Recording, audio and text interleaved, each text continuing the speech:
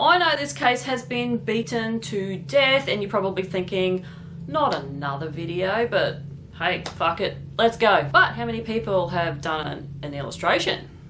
Now this video today is of the Charlie KIRK assassination, and by golly, this case has a bit of everything. A so-called public execution for the whole world to see, a 22-year-old suspect with very mysterious motives or absolutely no motive, depends on how you look at it, security failures that allowed a sniper to take position, and some of the wildest conspiracy theories that I have ever searched, including one that involves a 1998 Nicolas Cage movie that seemingly predicts the whole event, right down to the dates and the names involved. We live in a simulation, I swear. Hello and welcome back, or welcome to my channel if you don't know what's going on here. Well, I am certainly not going to tell you that nobody should be killed for their opinion, even if you disagree with it.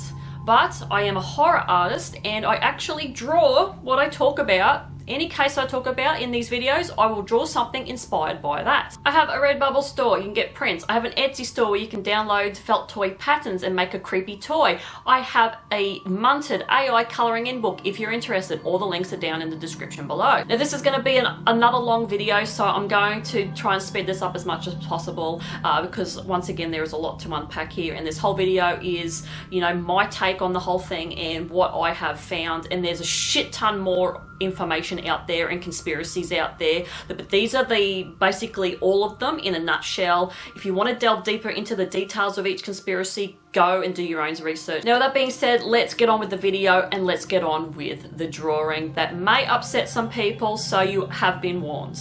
And I need to get out of this room because it's 100 degrees and I'm sweating my ass off. Shit, what was that? Whether you're on the left, the right, or somewhere in between, this assassination has become a psychological test for American politics.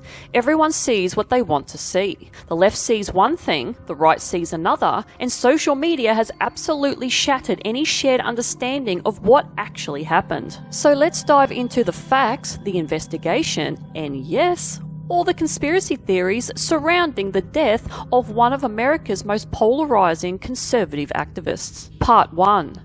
Who was Charlie KIRK? For those who don't know, Charlie KIRK was a major figure in conservative politics, particularly among young Americans. Born on the 14th of October 1993 in Arlington Heights, Illinois, Charlie co-founded Turning Point USA in 2012 when he was just 18 years old. Turning Point USA became one of the most influential conservative youth organizations in America, with chapters on thousands of college campuses. Charlie was known for his confrontational debate style, his staunch support of Donald Trump, and his willingness to engage with hostile audiences on liberal college campuses. He hosted the Charlie KIRK Show podcast, which had millions of listeners and was a regular presence on conservative media. He was married to Erica Frantzfer and they have 2 children together, a son and a daughter. Charlie was controversial, no doubt about it. His views on immigration,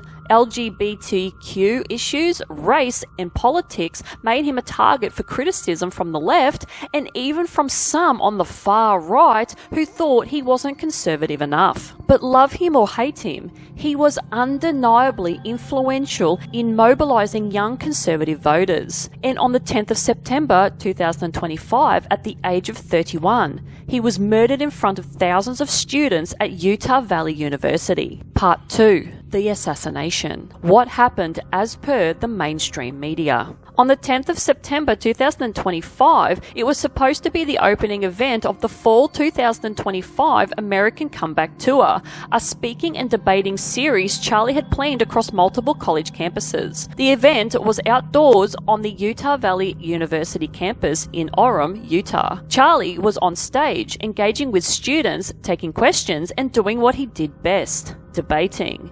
He was specifically discussing mass shootings in America with an audience member.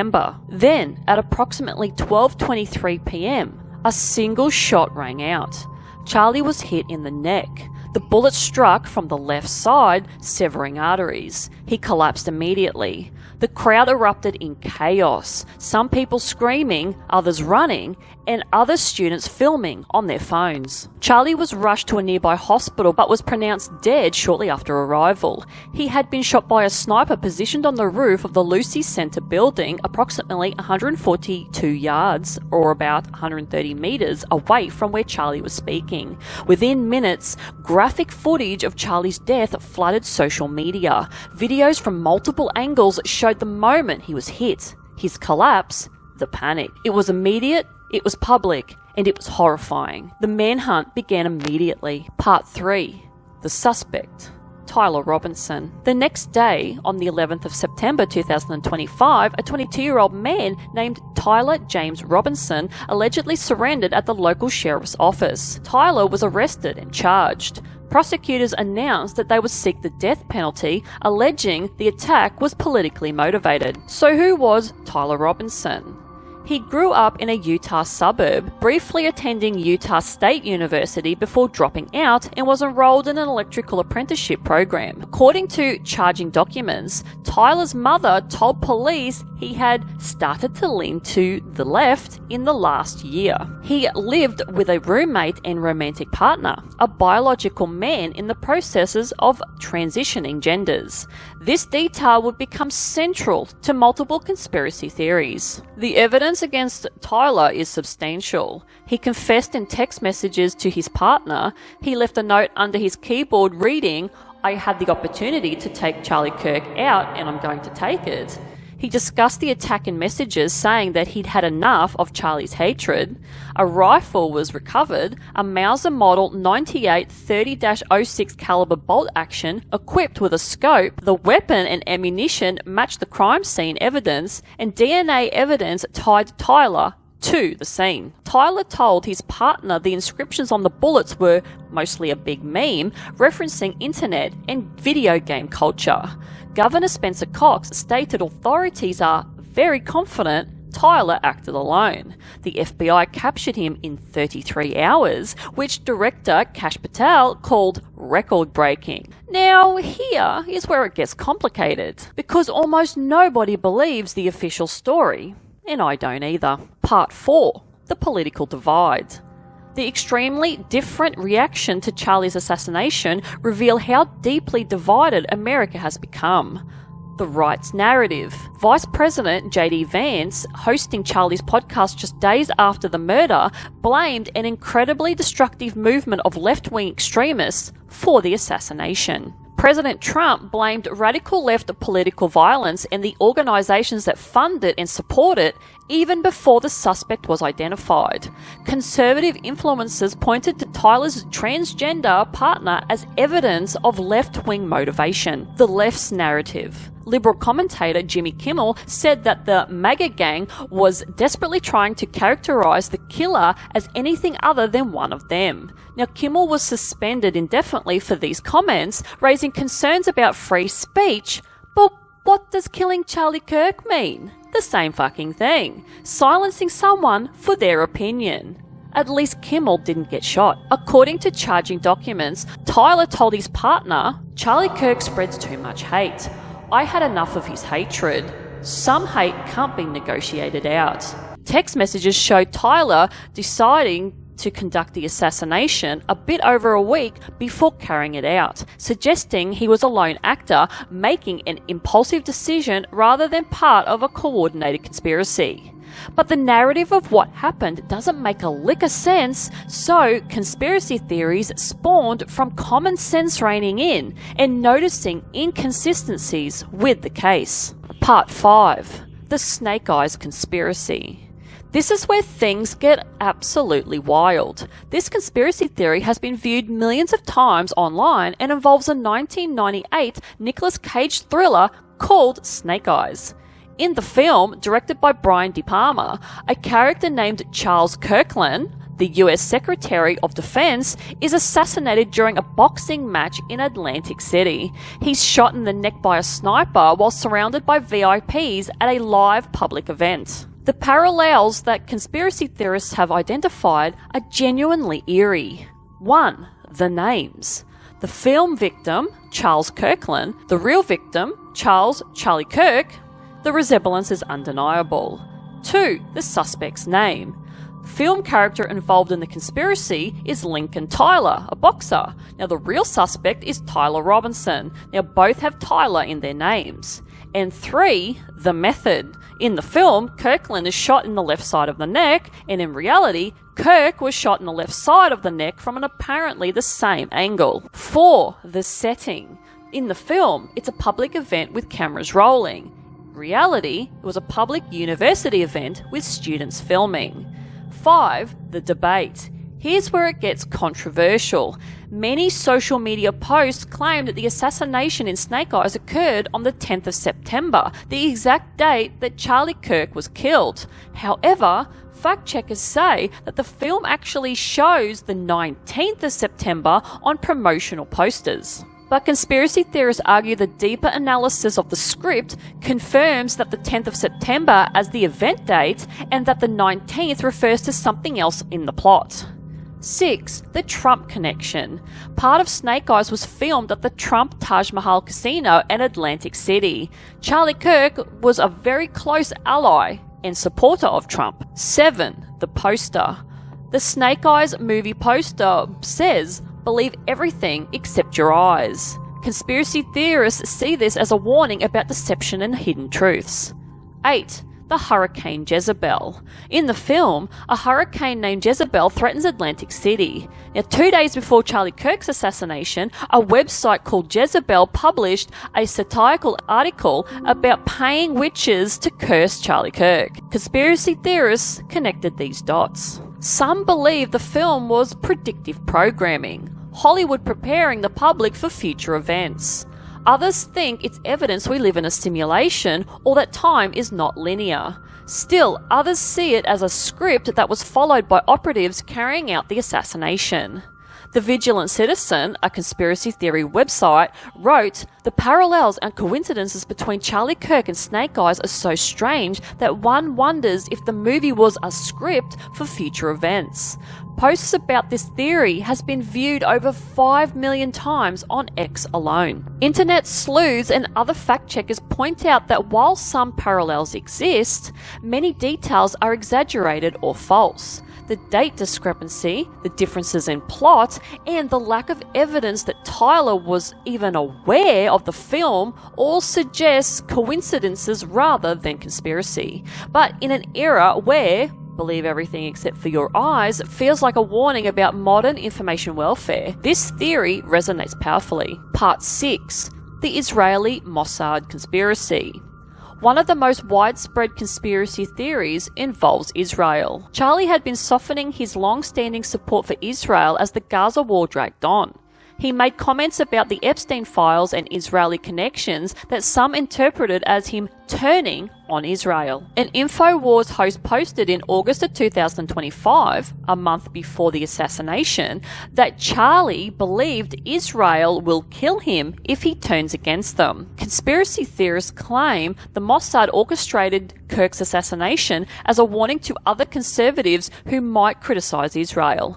Charlie had a shift in position on Israel/Palestine, stating that Israel were allegedly going to commit genocide of 2.5 million people in Gaza, but Israeli Prime Minister Benjamin Netanyahu called the theory insane and mourned Kirk's death publicly. Part 7. The Groyper Conspiracy. This theory suggests that Tyler was actually a far-right extremist, not a leftist. Tyler was part of the Groyper movement, white nationalists who viewed Charlie as insufficiently extreme and as a gatekeeper preventing the conservative movement from embracing their more radical views. Some point to the inscriptions on the bullet cartridges as possible Groyper references based on adversarial relationships between Charlie and the far right. Why some people believe this? Well, Tyler's conservative family background, for one, the fact that Groypers had publicly criticised Kirk for years, and the method, public execution, fitted a propaganda of the deed ideology. But Tyler's mother stated that he was changing his views and leaning more left. Also, the text messages that expressed hatred for Charlie. But these could have been planted, if you know what I mean. And his relationship with a transgender person also comes into play as well. He also wasn't found to be linked to any Groyper group. Part 8. The cover-up and inside job theories. Multiple theories suggest government involvement or a cover-up. The FBI conspiracy. FBI Director Kash Patel accidentally fueled conspiracy theories by releasing inaccurate information about the investigation, including a premature announcement that the suspect had been captured. Some saw this as evidence of FBI incompetence or deliberate misinformation to hide the truth. The security failure conspiracy. Fox News assessed the rooftop where Tyler took his shot 2 weeks after the assassination and found minimal security, just a waist-height barrier and a single mobile camera. Security experts questioned how Tyler was able to access the campus roof, reach the roof, set up in a prone shooting position, wait several minutes undetected, and then take the shot. Some theorized that security failures were intentional, that Tyler was allowed access as part of a larger conspiracy, and the security guards' hand gestures were to signal to the shooter. The organized campaign theory. Stephen Miller and other Trump administration officials insisted there was an organized campaign that led to this assassination involving terrorist network. They claimed Tyler Robinson was just one part of a broader left-wing conspiracy to assassinate conservative figures. Part 9. The social media information war and other conspiracy theories. What makes the Charlie Kirk assassination unique is how social media shared millions of viewpoints on how Charlie was killed. This led to people noticing certain inconsistencies with the original mainstream narrative. People found that the bullet wound on Charlie's left side was an exit wound, not an entry wound, and the gunman was behind and to the right of Charlie and shot him through the back of the head. You can see a flash in a window and a projectile in some videos pointing this out. Charlie couldn't have been shot with the high-powered bolt-action rifle mentioned by the mainstream media because several military gun experts on YouTube said that the gun would have blown Charlie's head clean off, and they even go as far to demonstrate this. Tyler Robinson walked with a limp and had been walking with a limp for years from an accident he suffered as a child. This was picked up when he was pulled over by a traffic cop back in 2022. The guy running off the top of the building didn't have a limp. Also, a 4-meter drop to the ground is apparently hard for even an experienced military man to pull off and be okay.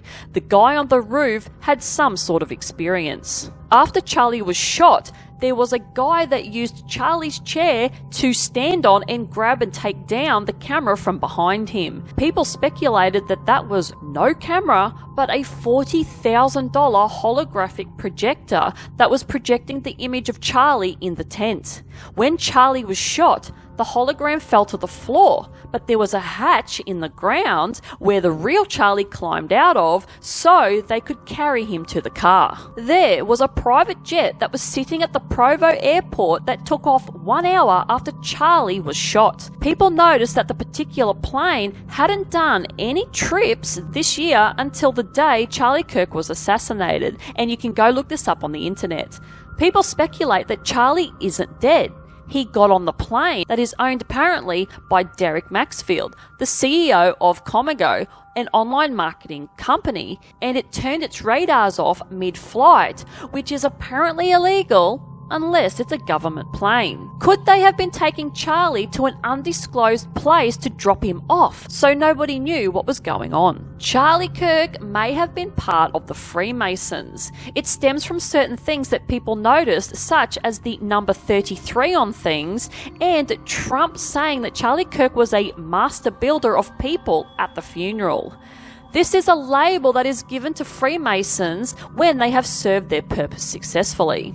The number 33 is linked to Freemasons. Charlie had hats on the table in groups of 3, with the hats having 47 on them, so which equals to 11 when adding 7 and 4, then 3 lots of 11 is 33. Also, it took 33 hours to catch Tyler Robinson, as they mentioned on the news. The weird way that Erica Kirk mourned her husband. The whole recording of her in Charlie's coffin showing his hands that looked waxy as hell, but according to morticians on YouTube, this is normal. 2. her having no tears when she cried, and how happy she was and excited for the future of Turning Point America in the podcast done with her and Megyn Kelly, which is completely unnerving. It's like Charlie isn't even dead. It's nearly like he's just running things from in the background. Also, Erica allegedly has a weird past with Romania and is allegedly banned from going there. She ran a not-for-profit organisation called Romanian Angels that helps children, but it is apparently a front for child trafficking, and Erica was involved. She also was Charlie's handler, and he knew what was going on, and he didn't like it. This could have been the best setup in history to take down the left and reveal the absolute violence and lack of empathy to the public domain. People have been leaving the left in droves, trying to separate themselves from the celebration of someone's death that didn't deserve it, just for expressing an opinion. The left seems to champion death to anyone that doesn't agree with their insane views, which isn't the thinking of a sane person. Charlie also may have been assassinated in a sacrificial way to bring down the left. If he did fake his own death, it was for the same outcome. Turning Point America has had an absolute record number of people signing up to their organisation after Charlie's death. A lot of people speculated on TikTok videos that if you look at the family photos of Tyler Robinson, it's like he doesn't fit in with the family. It's nearly like the photos were doctored just to slot him in on the outside of the family. It's like the whole thing was staged and a theatre production is going on right in front of our eyes. It wasn't Tyler Robinson that shot him. He was the patsy. It was the government or higher-ups that did it. He was pretty tight with Trump and may have been the biggest driving force behind Trump being elected. The left is so disorganized that people are skeptical that one of them pulled this amazing shot off. Initially, 2 people were arrested on campus pretty much straight away because one started claiming he shot Charlie. 71-year-old George Zinn was briefly arrested and then later found to have child exploits on his phone, so he was also charged with that. He is believed to be a distraction while the real gunman got away. Apparently, there was a hatch, as I mentioned before, that was just below Charlie's tent in the ground that led into the ground. This area should have been left alone for months for the investigation, but not long after Charlie was killed, a company was hired to revamp the area with pavement blocks, and the grass was pulled up and removed. This is odd in such an assassination case. What are they hiding? Other than the hatch, of course. One of the prominent fake theories involved a man with the white baseball cap near Charlie supposedly sending hand signals to the shooter. The man was actually Frank Turek, Charlie's close friend and Christian radio host who travelled to the hospital with Charlie. If you want some more crazy information, go and check out Candace Owens' website with her videos. She was apparently very close with Charlie and she has come out with some things that will make you question everything. But I also don't know if she's losing the plot or not, because she is saying some pretty outlandish things. But just go across there and make your own judgment. Part 10. The political aftermath. President Trump awarded Charlie Kirk the Presidential Medal of Freedom on what would have been his 32nd birthday, calling him a martyr for the truth and freedom, who was assassinated in the prime of his life for boldly speaking the truth. Multiple people reportedly lost their jobs over comments made about Charlie Kirk's death, creating a chilling effect on open discussion. People on TikTok were hunting down the people celebrating Charlie's death, contacting their bosses and getting them fired. And they were turning to social media and crying about it. At least you got only fired for your opinion, not killed like Charlie did. Turning Point USA has seen a huge increase in donations and chapter requests since Charlie's death. Charlie Kirk's widow, Erica Kirk, was named the next CEO of the organization, ensuring his legacy continues. Part 11. the context of violence. Charlie Kirk's assassination didn't happen in a vacuum. It occurred during a period of escalating political violence in America. Charlie himself had spoken about the danger. At a campaign event in June of 2025, he told the crowd, "We're on the front line where it's not always safe." The assassination represents not just the death of one activist, but a symbol of deeper division and increasing willingness to use violence in American politics. Now, this case has rebirthed Milo Yiannopoulos coming out of retirement and taking off where Charlie had left it, and if you ask me, Milo is the not-so-nice version of Charlie. He, however, is absolutely hilarious, and go check him out to fully understand how controversial he really is. Now, what really happened on the 10th of September 2025? What do you believe? Was this a lone gunman? A conspiracy? Predictive programming from a Nicolas Cage movie?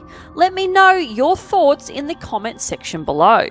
I find it odd that nothing like this gets broadcast on TV usually, but this was done for the whole world to see. Very odd. Now, the illustration that I did for this case today was basically just portraying Charlie Kirk with a big demon hanging off of him because I wanted to portray the fact that if Charlie Kirk really was assassinated, I personally think it was done from the inside. I think it was all an orchestrated thing to basically make him a sacrifice to bring down the left. I'll leave it at that. So that's why I did the demon spiking its T-1000 hand through Charlie's neck to where the theory is where Charlie was shot from behind, and that was an exit wound. So I did the monster doing that through his neck, and he's basically got wrapping around his mouth to silence him. And yeah, there's some graves and all that type of stuff and crosses in the background to represent how Christian he was with his views. So that is it from me. Stay safe, stay skeptical, and remember, in an age of information warfare, the truth is always the first casualty. When everyone sees something different in the same event, maybe we should all take a step back and ask ourselves what we are really looking at. I'm out of here, and I'll see you in the next one. Bye.